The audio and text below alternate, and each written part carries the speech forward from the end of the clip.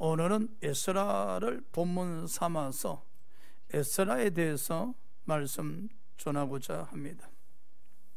이 에스라는 이스라엘 백성들이 바벨론 포로 생활하고 있었을 때 이스라엘 백성들을 데리고 예루살렘으로 돌아온 2차 대표자입니다.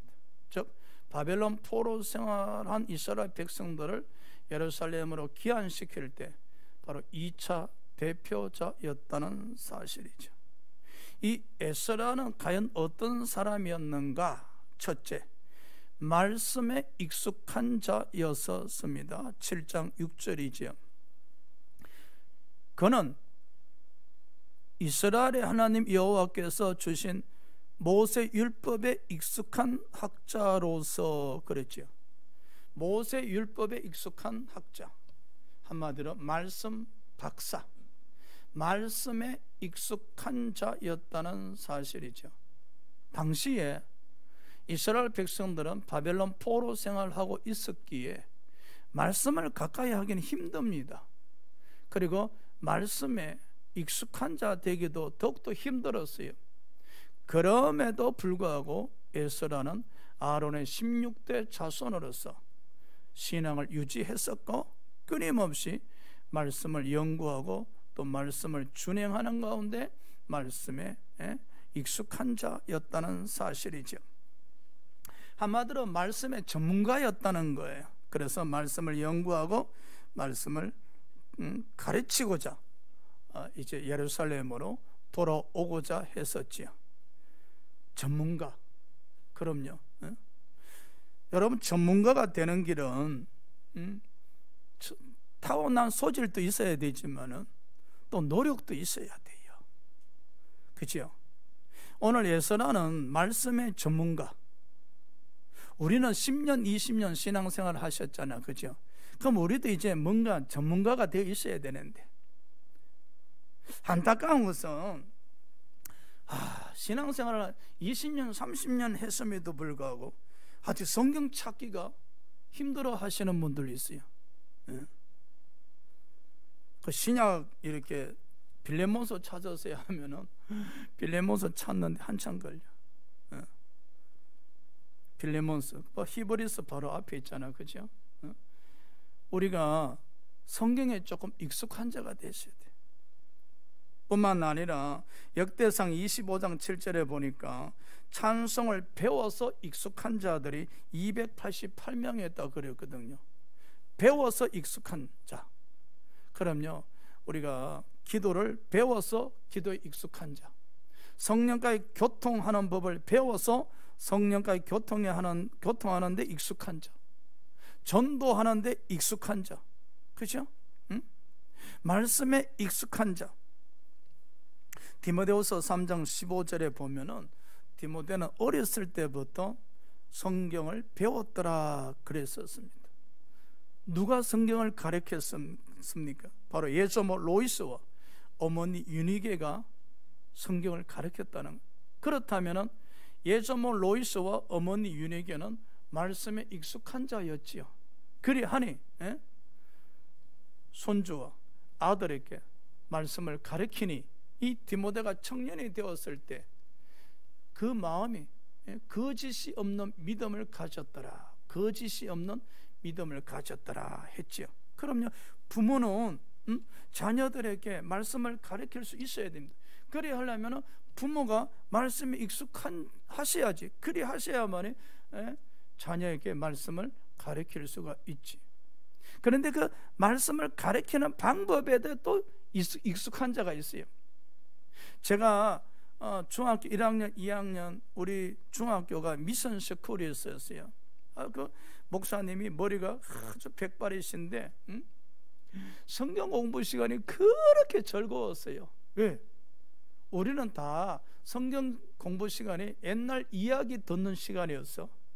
그래서 목사님이 말씀을 옛날 이야기로 풀어서 얼마나 재미있게 하시는데 꼭 그 옛날 이야기 진도를 잊지 말라 그런다고. 다음 주에 탁 오면은 입안에 진도가 어디까지 나가지, 그러면 옛날 이야기를 어디까지 했느냐, 이런 말씀이죠. 그러면 애들이 어디까지 했습니다, 그러면 또 목사님께서 또 옛날 이야기를 또 이어져 나가시거든요. 근데 성경을 가지고 옛날 이야기식으로 풀어서 그렇게 재미있게 하셨단 말입니다. 그는 그 백발이 된 노 목사님은 바로 말씀을 학생들이 재미있게 가르치는데 굉장히 익숙하셨단 말이에요. 바로 전문가였어. 그런데 중학교 3학년이 되었었는데 이제 새로운 목사님이 오셔서, 그분은 이제 신대원 1회 졸업생으로서 세상 말로 하면 가방끈이 긴 목사님이시오. 그런데 그분은 말씀을 가르치는데 익숙하지가 아니하셔. 그래서 성경 시간은 잠자는 시간으로 전락해버렸어. 성경 시간은 가장 재미없는 시간으로. 그럼요, 이렇게 말씀 전하니까 속으로 조금 찔림이 있네. 너는 설교 시간에 설교가 익숙해서 성도들로부터 은혜 받게 하는 시간으로 만들고 있는가, 아니면 성도들을 잠자게 하는 시간인가? 자고로 우리는 신앙생활에 10년 20년 넘어가시면은 이제 기도에도 익숙하셔야 됩니다. 할렐루야. 기도만 익숙하는 것이 아니라 기도 응답 받는 데도 익숙하셔야 돼요. 성령님과 교통하는 방법에 있어서도 익숙하셔야 돼요. 예? 말씀에도 66권을 자유자재로 넘나들면서 찾을 수 있도록 익숙하셔야 돼요. 그리고 전도에 있어서도 이제 익숙하셔야 돼요. 그야말로 우리는 전문가가 되어 있어야 되는데, 그런데 영적 생활을 하면서 게으르다 보니까 익숙하지가 않는 거예요. 성경이 항상 낯설은 거예요. 전도가 낯설은 거예요. 말씀이 낯설은 거예요. 기도가 낯설은 거예요. 전문가가 될 수가 없죠. 신명기 8장 18절에 보니까 하나님께서 재물 얻을 능력을 주신다 하셨거든. 성령이 재물 얻을 능력을 주시게 되어지면은 재물 얻는 방법에 익숙한 자가 되죠. 그래서 우리가 전문가가 되는 방법은 두 가지가 있어요. 노력에 의한 전문가가 되는 길이 있고, 성령께서 재능을 주심으로 전문가가 되는 길이 있어요. 노력에 의해서 전문가가 되든 성령에 의해서 전문가가 되든 공통점은 노력이란 거예요. 즉 여러분이 노력하는 가운데 성령께서 재능을 더하여 주신다면 더 깊은 전문가가 될 수가 있는 것이죠. 할렐루야. 그래서 여러분이 하는 사업장이나 또 여러분 직장에서 하는 일 모든 방면에 정말로 익숙한 자, 내노라는 전문가가 될 수 있도록 노력에 성령께서 재능을 더하는 은혜가 있으시길 바랍니다. 할렐루야. 여러분, 다윗은 물맷돌을 참 잘 던졌어요. 그런데 베냐민 지파들 중에도요, 약 700명 정도는 물맷돌을 굉장히 잘 던지는 군사들이 있었어요. 그래서 전쟁할 때 이 물맷돌을 사용하는 게 보편적이었었어요. 그런데 다윗은 보십시오. 그 물맷돌 던지는 사람들 중에 정말로 물맷돌 던지는데 익숙했다는 거예요. 그거 얼마나 노력을 했겠어요. 얼마나 아버지 양을 치면서 물맷돌 던지는 연습을 통해서 그 익숙한 자가 되었겠어요. 그야말로 물맷돌 그러면 전문가가 되었겠어요. 거기에 하나님께서 다윗에게 믿음으로 담대함까지 더하니, 보십시오. 다윗의 노력과 하나님께서 주신 담대함까지 더해지니 그 물맷돌을 사용함에 있어서 능력이 100배 이상 나타나게 되어졌다는 사실이죠. 그럼요, 자고로 자기 분야에서는 영적으로든 범사에든 전문가가 되셔야 됩니다. 할렐루야. 그러기 위해서는 노력 그리고 성령의 인도하심이 절대적으로 필요하다는 사실입니다. 자, 두 번째 에서라는 평탄한 길을 구한 자입니다. 8장 21절입니다. 그때 내가 아하 강가에서 금식을 선포하고 우리 하나님 앞에서 스스로 겸비하여 우리와 우리 어린 아이와 모든 소유를 인하여 평탄한 길을 그에게 강구하였으니. 이제 에스라는 이스라엘 백성들을 데리고 이제 예루살렘으로 돌아가고자 하고 있잖아요. 그런데 이제 아하 강가에 예루살렘으로 돌아가고자 하는 이스라엘 백성들이 다 모였는데 걱정이 있어요. 왜냐? 바벨론에서 예루살렘까지 가고자 하면 약 3개월 정도 걸려요. 그리고 먼 길입니다. 그런데 자신들을 보호해 줄 군사가 없단 말입니다. 그냥 에스라가 바벨론 땅에서 포로 생활하던 이스라엘 백성들, 그 힘없는 이스라엘 백성들, 그리고 어린아이들 그 데리고 이제 석 달 동안 산 건너 물 건너 국경 넘어서 예루살렘으로 가야 된단 말이야. 그러면 도중에 강도떼를 만날 수 있고 도적떼를 만날 수 있잖아요. 그러면 가진 거 다 빼앗길 수 있고 또 자녀들이 또 상처받고 죽을 수도 있잖아요. 그게 걱정이 되지. 그래서 에스라는 아하 강가에서 모든 이스라엘 백성들에게 선포합니다. 우리에겐 군사가 없다. 우리를 도와줄 이는 아무도 없다. 오직 하나님의 도우심 이외에는 도와줄 이가 없으니 금식하자. 그래서 금식을 선포하고 기도한 거죠. 그래서 그 기도 내용이 평탄한 길을 주시옵소서. 바벨론에서 예루살렘까지 무사히 이룰 수 있도록 평탄한 길을 주시옵소서. 해로움 당하지 않고 강도 때 만나지 않고 도적 때 만나지 아니하고 아주 여호와의 도우심으로 예루살렘까지 무사히 도착할 수 있도록 평탄한 길을 주시옵소서라고 기도한 그 결과 여호와의 도우심으로 말미암아 평탄한 길로 아무 사고 없이 예루살렘에 무사히 도착하게 되어집니다. 여러분, 야곱은 바로왕 앞에서 이런 말을 하죠. 제가 험악한 세월을 살았습니다. 야곱 자신이 되돌아보니까 살아온 인생이 험악했다는 것이죠. 힘들었다는 것이죠. 여러분도 인생 한번 되돌아보십시오. 하나님 은혜로 이렇게 늘 평탄한 길로만 살아오셨는지, 아니면 되돌아보면 참 험악한 길, 울퉁불퉁 어떤 나라 막 길 앞에 바위가 이렇게 놓여 있고, 어떤 나라 막 여러분이 걸어가는 길 앞에 태산이 놓여 있어서 저 산을 넘어가야 되는데, 저 바위를 치고 넘어가야 되는데 힘이 없단 말이야. 험악한 길로 험악한 길이었단 말이야. 그러면 눈물의 골짜기를 걸어온 거지요. 그러나 여러분, 예수 믿고 난 뒤에는 평탄한 길로 걸어갈 수 있도록 우리가 기도를 드리셔야 될 겁니다. 할렐루야. 창세기 24장 40절에 보면 아브라함은 자신의 집에 늙은 종에게 부탁하지요. 내 아들 이삭 신부감을 내 형제가 살고 있는 나홀의 성에 가서 구해오라 그러죠. 그러면서 아브라함이 늙은 종에게 이런 이야기하죠.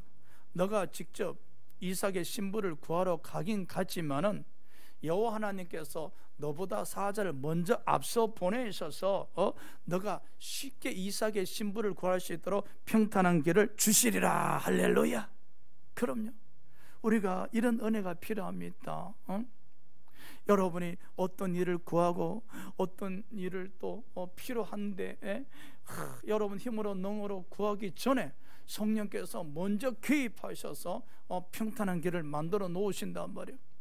아브라함의 늙은 종이 나홀의 성에 이르렀을 때 여호와 사자가 먼저 개입하셔서 늙은 종으로 하여금 쉽게 이삭의 신부를 구할 수 있게 하셨잖아요. 그것이 바로 여러분 평탄한 길입니다. 그래서 시편 27편 7절에는요 시편 기자가 이렇게 기도하라 그랬지요.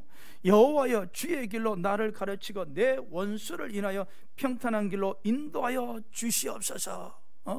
여러분 사업을 하시던 직장생활 하던 항상 성령의 인도하심으로 평탄한 길로 인도해 달라고 기도하셔야 됩니다.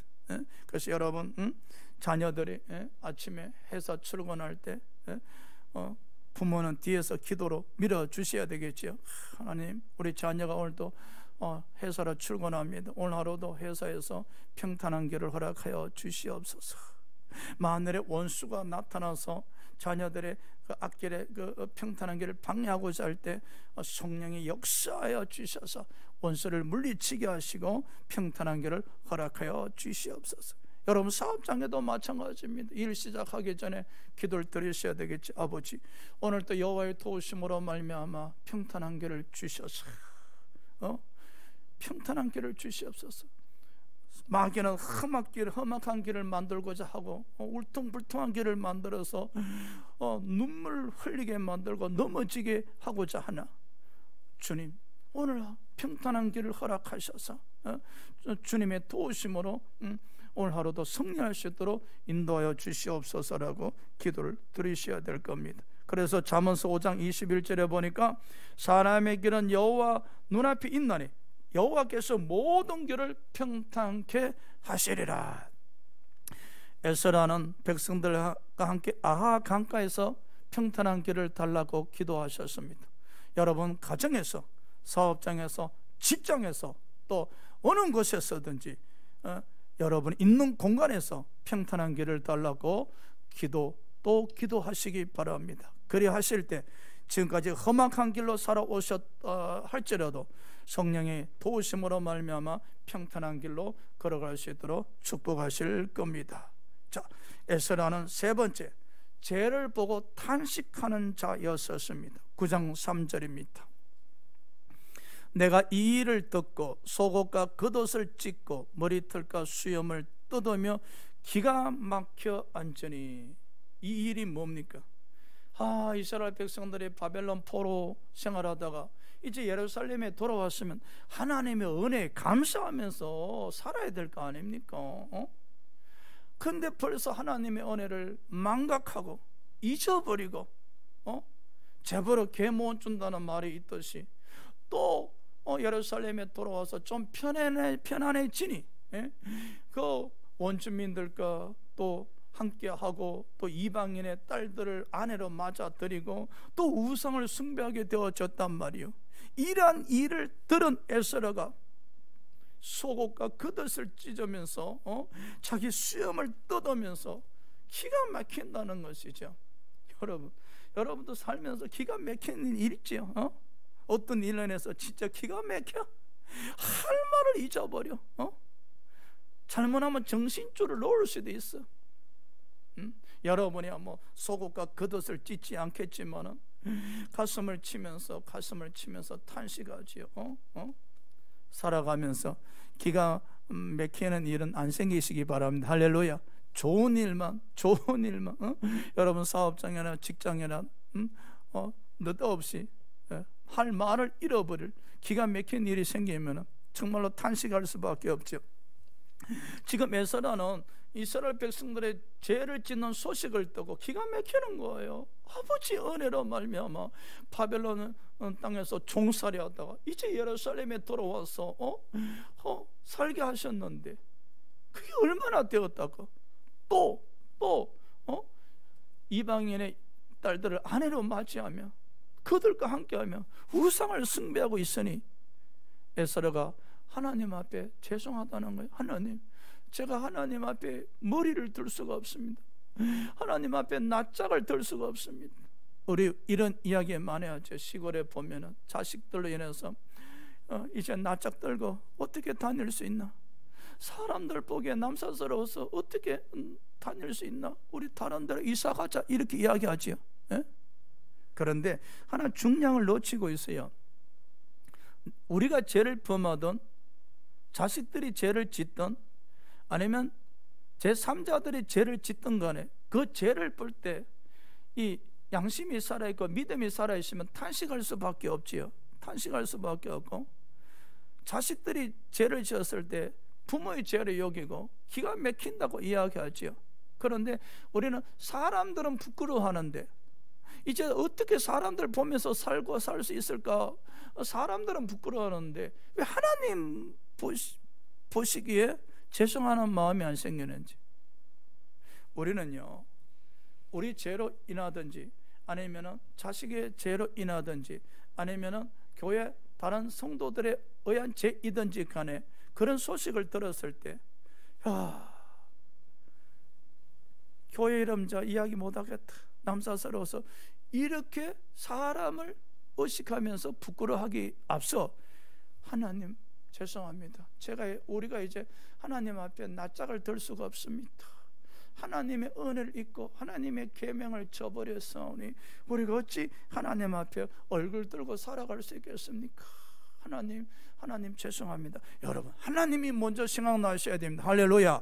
하나님께 부끄러움이 느껴지셔야 됩니다. 하나님 앞에 낯을 들 수가 없는 믿음이 먼저 앞서고 그 다음 사람들이 부끄러우셔야 됩니다. 그런데 우리는 죄를 범하면 사람이 부끄럽지 하나님께는 부끄럽지가 않다는 거예요. 왜? 사람은 눈에 보이고 하나님은 눈에 보이지 아니하다 보니 그런 현상이 생기는 겁니다. 그냥 세상 사람들이 갖는 논리입니다. 여러분, 세상 사람들이 죄를 범했을 때 제일 먼저 사람들을 볼 수 없다는 것이죠. 그러나 우리는 구원받은 백성들이 있잖아요. 우리가 죄를 짓거나 죄를 보았을 때는 에스라처럼 하나님 앞에 죄송하셔야 돼. 지금 에스라 모습 한번 보십시오. 이스라엘 백성들의 지은 죄를 자신의 죄로 여기잖아. 우리라 그러잖아요. 그러면서 머리를 들 수 없고 하나님을 쳐다볼 수 없고 감히 하나님 앞에 설 수가 없다고 그러잖아요. 여러분, 죄를 미워하는 이 신앙, 죄를 보고 탄식하는 이 신앙, 이건요 말씀이 익숙하기 때문에 가능한 신앙이네요. 에스라는 항상 말씀으로 익숙한 자였잖아요. 말씀이 익숙하다는 것은 말씀에 의해서 항상 심령이 깨끗하다는 거예요. 심령이 깨끗하다 보니까 항상 하나님을 뵙고 살아가는 신앙인이지요. 그리고 천국에 대한 소망을 항상 가지고 있는 신앙인이었다는 거예요. 그래 하다 보니까 죄를 보았을 때 그 죄를 미워하고 죄 때문에 탄식하고 하나님께 죄송한 거예요. 이러한 양심이 살아있는 양심이라고 이야기하고 하나님 편에 서 있는 양심이라고 이야기하는 거예요. 죄에 대해서 무감각한 사람들은요 대개 공통점이 말씀에 익숙하지가 않습니다. 말씀이 없는 사람입니다. 그래 하다 보니까 죄를 범했을 때 사람들을 의식하지 하나님을 의식하지 않는 사람들이 굉장히 많다는 거예요. 그래서 우리가 죄를 미워하게 되어지고 죄를 또 미워해야 되지 않습니까? 죄는 저 멀리 던져버려야 되지 않습니까? 그리하기 위해서는 먼저 말씀에 익숙한 자가 되셔야 돼요. 그래서 말씀에 시간을 더 투자하고 말씀에 더 익숙한 자가 되기 위해서 노력하고 또 노력하고 그 가운데 성령의 인도하심이 임재하게 되려고 샤만한 마음으로 말씀에 노력과 시간을 투자하면서 익숙한 자가 되어졌을 때 그 말씀을 통해서 우리 심령이 깨끗해지잖아요. 그래야 할 때 죄가 미워지고 남들이 죄를 범하는 것을 보았을 때 탄식하게 되고 또 남들이 죄를 짓는 것을 내가 보았을 때 내 심령이 괴로움을 느끼죠. 괴로워. 남들이 죄를 짓는 것, 또 텔레비에 통해서 매스컴을 통해서 악한 자들이 죄를 짓는 것을 보고 들었을 때 나의 심령이 고통을 느끼죠. 왜?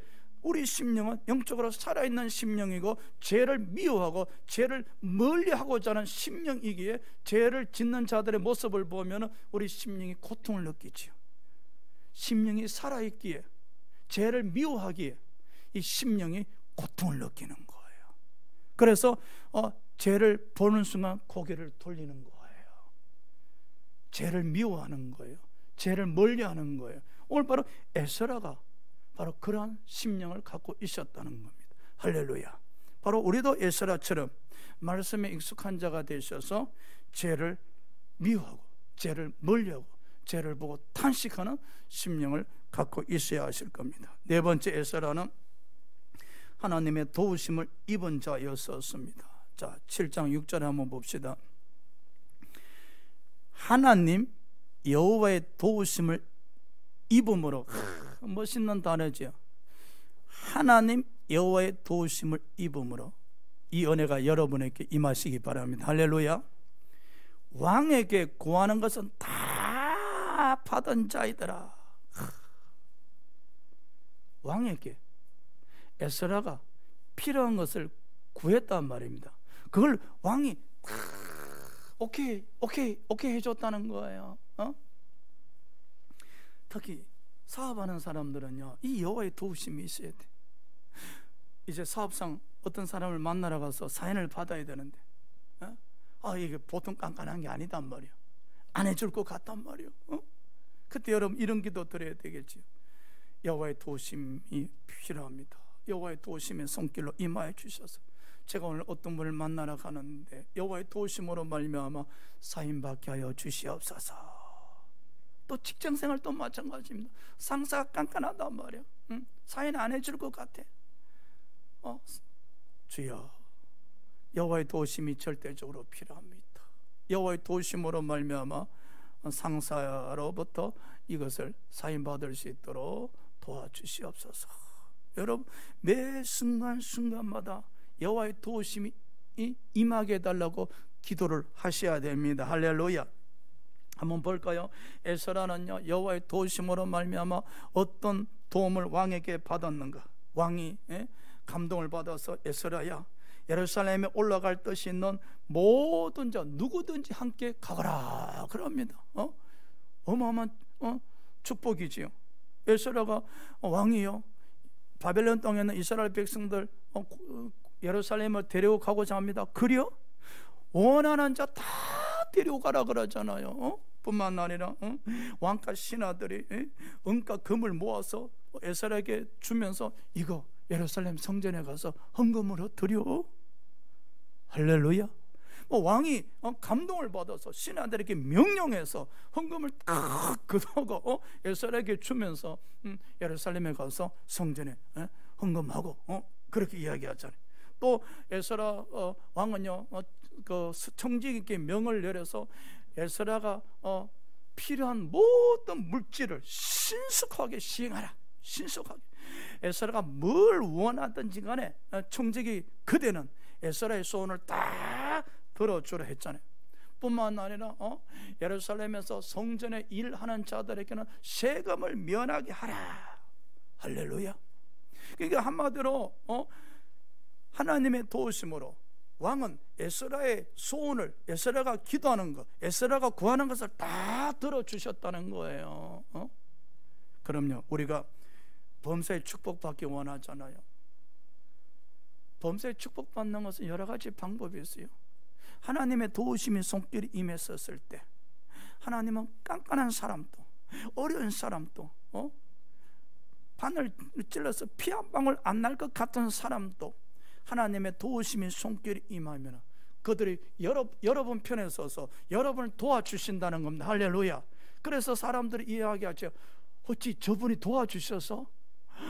저분은 도와주실 분이 아닌데, 절대 그럴 분이 아닌데 누가 그렇게 하신 거예요? 하나님의 도우심의 손길이 임하셨기에 절대 도와주지 아니할 분이 여러분을 도와주신 겁니다. 할렐루야. 그래서 느헤미야 1장 11절에도 느헤미야가 이런 기도를 드렸지요.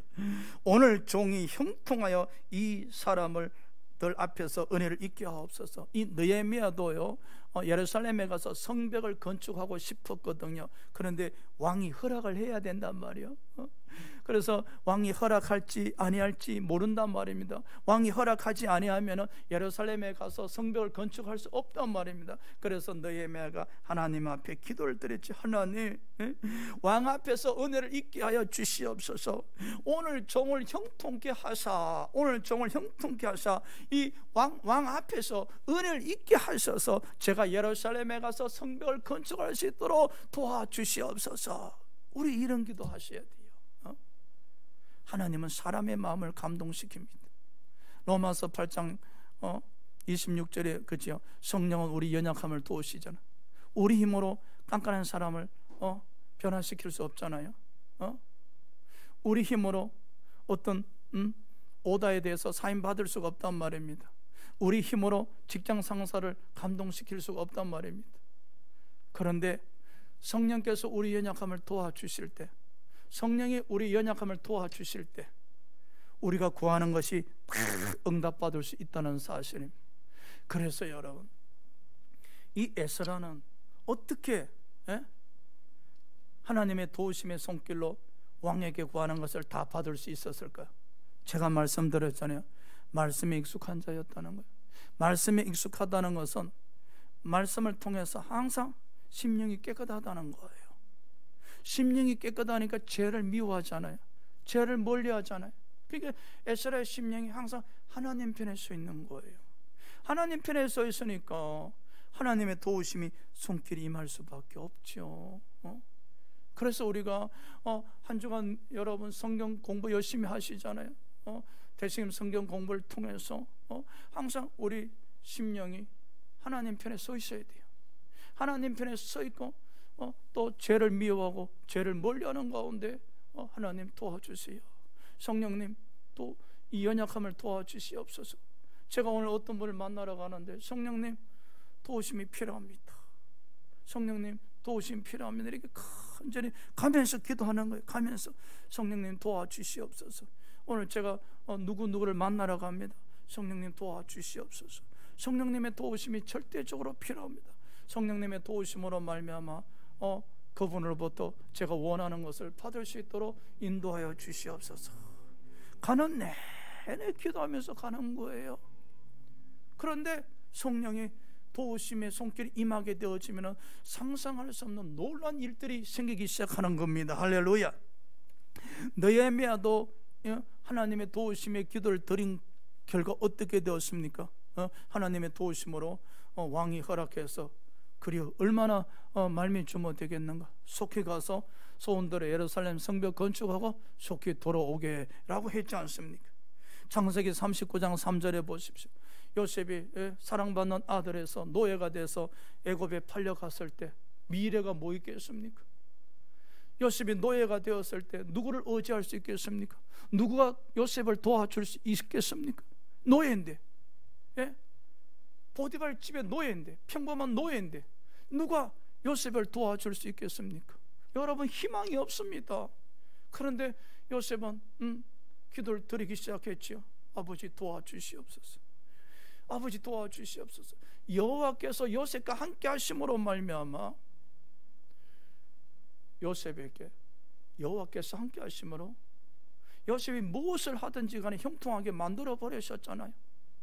그래서 보디발의 마음이 열려서 보디발이 요셉을 바라보고 있노라면 저 일 참 잘하네, 참 지혜로운 종이네. 보디발이 요셉을 보면 볼수록 마음이 열리는 거예요. 그래서 하루는 요셉을 불러서 너 우리 집 가정 총무해. 종들 중에 너가 머리야? 오늘부터 우리 집 우리 사업장 가정 총무하게.